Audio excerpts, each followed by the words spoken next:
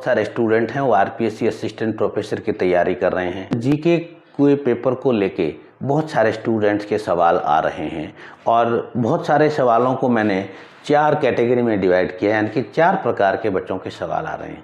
पहला सवाल बच्चों का आ रहा है कि सर हम तो इस पेपर को पढ़ते पढ़ते बोर हो जाते हैं और ये हमने कभी पढ़ा ही नहीं, क्योंकि हम तो साइंस के हैं, फिजिक्स के हैं, मैथ के हैं, बॉटनी के हैं, जूलॉजी के हैं। पढ़ते थकान हो जाती है, थोड़ी सी देर पढ़ते हैं फिर थक जाते हैं। कहाँ से स्टार्ट करें समझ ही नहीं आता। हिस्ट्री से स्टार्ट करें या ज्योग्राफी से करें या कहाँ से करें। और एक बड़ा सवाल और भी आया है, यानी कि बहुत से बच्चे ऐसे भी पूछ रहे हैं कि सर हम पढ़ तो लेते हैं मगर सब कुछ एक जैसा लगता है, सब कुछ एक जैसा लगता है और फिर वो खिचड़ी पक जाती है, तो हम क्या करें।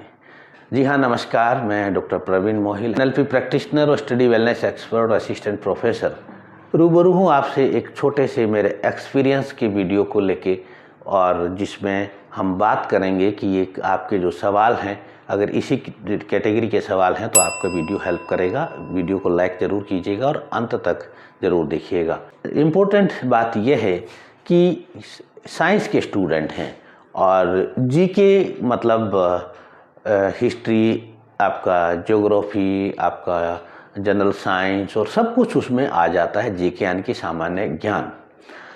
अब हमारे पास एक पहले दिन से यानी कि शुरू से एक माहौल बना हुआ होता है कि साइंस वाले बच्चों को उधर क्या मतलब है, यानी कि उधर से ज़्यादा हम लोग इंटरेक्ट नहीं हो पाते हैं, यानी कि साइंस का बच्चा साइंस में ही रह जाता है और इसलिए एक एंजाइटी सी बन जाती है कि अचानक अब जीके को कैसे करें। पहली चीज़ आप याद रखिएगा कि आप चाहे फिजिक्स के हैं, चाहे आप मैथमेटिक्स के हैं, चाहे आप बॉटनी के हैं, जूलॉजी के, किसी भी सब्जेक्ट के स्टूडेंट आप हैं, तो आपका कंपटीशन सिर्फ आपके सब्जेक्ट वालों से ही है। यानी कि बॉटनी का कंपटीशन बॉटनी वालों से है, जूलॉजी का जूलॉजी वालों से, केमिस्ट्री का केमिस्ट्री वालों से, फिजिक्स का फिजिक्स वालों से। यानी कि आपका कंपटीशन साइंस टू साइंस है, साइंस टू आर्ट्स नहीं है।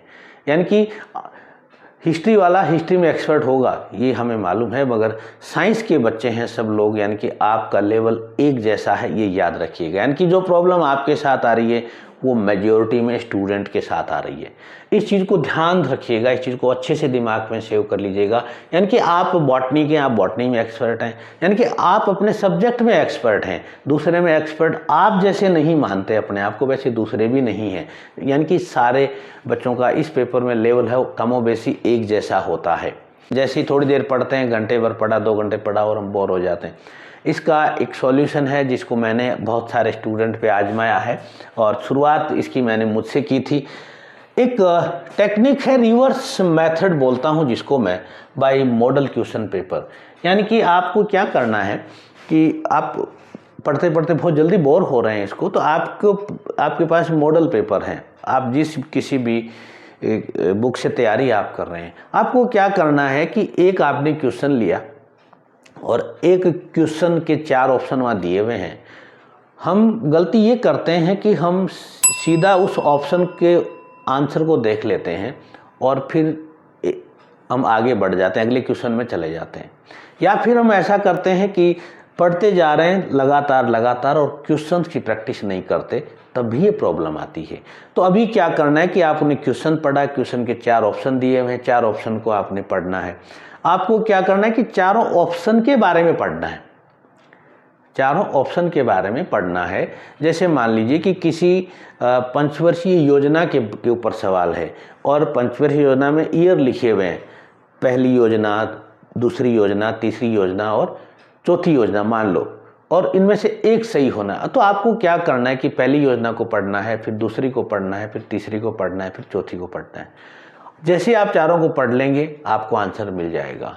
इसी प्रकार से फिर आप जब अगले क्वेश्चन में जाएंगे, अगले क्वेश्चन में भी आपको 4 ऑप्शन दिए होंगे, यानी कि प्रत्येक ऑप्शन को आप एक बार पढ़ते चलिए। इससे क्या होगा कि आपका जो माइंड की जो डाइवर्सिटी जो है, आपको माइंड को विविधता मिल जाएगी। यानी कि जो एक आलस की पोजीशन बनी है वो टूट जाएगी और आपको नए नए टॉपिक पे आपका माइंड जाएगा, और नए नए टॉपिक पे जाएगा तो आपका माइंड इंटरेक्टिव हो जाएगा। हाँ, हो सकता है शुरू में आपको एक क्वेश्चन को सोल्व करने में आपको 1 घंटा लग जाए, कोई बात नहीं, बट वो टॉपिक आपके इस तरह से तैयार होते चलेंगे और आपको पढ़ने में मज़ा आएगा, यानी कि आप बोर नहीं होंगे, आपको अच्छा लगने लगेगा। आपको अगर थकान हो जाती है कि साहब थकान इसलिए हो रही है आपको कि वैसे बहुत सारे रीज़न हो सकते हैं, मगर एक हेल्दी बच्चे के लिए, एक जो बच्चा पूरी तरह से डेडिकेटेड है उस बच्चे के लिए, थकान का रीज़न क्या है कि हमारा माइंड एक चीज़ लेके बैठा है, जो मैंने पहले बात की कि हम साइंस के हैं, हमें दूसरी चीज़ें नहीं आती। कोई बात नहीं, मान लिया नहीं आती, मगर आपका जिन लोगों से कंपटीशन है, जिन लोगों के बीच आपका सिलेक्शन होना है उनको भी नहीं आती। इस चीज़ को माइंड में लेना है। जैसे ही आप इस चीज़ को माइंड में लेंगे तो आपका माइंड के ऊपर जो भार रखा हुआ है वो भार हट जाएगा। भार हटते ही आपकी थकान दूर हो जाएगी। बिल्कुल ऐसे ही है जैसे आपके सिर पे अगर 30-40 किलो का वज़न रख दिया जाए और आपको चलने को कहा जाए तो आप थक जाते हैं, एज कम्पेयर टू आपको बिना वज़न के चलने को कहा जाए तो आप नहीं थकते। बिल्कुल ऐसा ही। फिर साहब इसका प्रैक्टिकली कैसे करें? प्रैक्टिकली इसका ये करना है कि आप मान लो 4 घंटे पढ़ते हैं, सपोज आप 4 घंटे पढ़ते हैं, 2 घंटे सुबह पढ़ते हैं, 2 घंटे शाम को पढ़ते हैं, तो आपको क्या करना है कि 4 घंटे में से 1 घंटा आपको अपना सब्जेक्ट पढ़ना है। यानी कि अगर आप मान लो पूरे दिन पढ़ते हैं, सुबह दोपहर शाम तीनों टाइम आप पढ़ रहे हैं, सीरियसली तैयारी कर रहे हैं, तो आपको एक टाइम अपने जो आपका जो फेवरेट सब्जेक्ट है, यानी कि आपका जो साइंस का सब्जेक्ट है, मेन सब्जेक्ट आपका है, वो चाहे जो भी है, उस सब्जेक्ट को आपको देना है। जैसे आप उस सब्जेक्ट को देंगे, क्योंकि उस सब्जेक्ट में आपको मज़ा आता है इसलिए आपको थकान नहीं होती, इसमें आपको मज़ा नहीं है इसलिए थकान हो रही है। और दूसरा आपने वजन ले रखा है, 2 कारण है, तो ये दोनों कारण को हटा दीजिए, क्योंकि अल्टीमेटली एग्ज़ाम तो सब्जेक्ट का भी होना है, तो उसको आप छोड़िएगा नहीं, उसको आप साथ के साथ थोड़ा थोड़ा टाइम उसको दीजिए। यानी कि जब इधर जीके से बोर हो जाओ तो आप अपने सब्जेक्ट को जाके पढ़ लो, जब वहाँ से रिफ़्रेश हो जाओ फिर वापस अपने जीके में आ जाओ। यानी कि एक साइकिल की तरह चलने लग जाता है कि कहाँ से स्टार्ट करें सर, कुछ समझ नहीं आता। और एग्ज़ाम तो बिल्कुल आ गए हैं, बिल्कुल ये प्रॉब्लम भी होती। आपको बहुत सिंपल सा करना है, आप जहाँ के भी रहने वाले हैं, आपका एक अपना होम डिस्ट्रिक्ट है, क्योंकि ये जीके की बात है, आरपीएससी की बात है, राजस्थान के जीके की बात है। आपका होम डिस्ट्रिक्ट का क्या फेमस है, यानी कि आपके होम डिस्ट्रिक्ट का क्या जीके है, बस उसको पढ़ लो एक बार। उसको पढ़ते ही आपका माइंड है उस पढ़ने के मोड में आ जाएगा और आपको कहाँ से स्टार्ट करूँ ये प्रॉब्लम सॉल्व हो जाएगी। आपका जो होम डिस्ट्रिक्ट है वहाँ से पढ़ना चालू कर दो। आपके होम डिस्ट्रिक्ट में क्या फेमस है, आपके होम डिस्ट्रिक्ट का क्या क्या जीके है, आप देखेंगे तो आपको मज़ा आएगा और आपकी पढ़ाई शुरू हो जाएगी। लास्ट कैटेगरी की जो प्रॉब्लम आई कि सर सब कुछ एक जैसा लगता है, सब कुछ एक जैसा लगता है सर, और जब पढ़ते हैं तब तो याद होता है, सब समझ आता है, मगर बाद में नहीं आता। बिल्कुल ये कोई बहुत बड़ी बात नहीं है, सब कुछ एक जैसा लगता है। तो इसमें आप वही मेथड काम में लें कि जो ईजीएस्ट पोर्शन है उसको आप अच्छे से तैयार कर लें। सबसे पहला काम ये करें, मान लो आपको हिस्ट्री अच्छी लगती है तो आप हिस्ट्री को बहुत अच्छे से तैयार करें और फिर आप मॉडल क्वेश्चन पेपर को सॉल्व करें।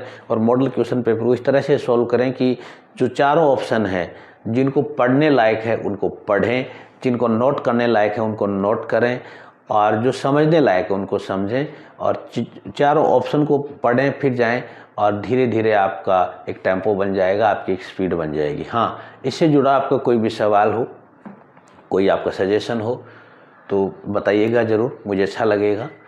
और आपकी अगर कोई प्रॉब्लम और है इसके अलावा तो भी आप लिखिएगा कमेंट बॉक्स में, मैं अगले वीडियो के रूप में या किसी माध्यम से आपका मैं आंसर दूंगा। याद रखिएगा कि आपके लिए ज़रूरी है इस पेपर में आपका पास होना, यानी कि आप ऊपर के लेवल में आपका आना ज़रूरी है। अपने आप को अच्छे से तैयार रखें और मेंटली और फिजिकली तैयार रखें। हाँ, आपको वीडियो अच्छा लगा हो तो गुजारिश की वीडियो को लाइक कीजिएगा, चैनल को सब्सक्राइब कीजिएगा, किसी की मदद के लिए शेयर भी कीजिएगा। Thank you very much.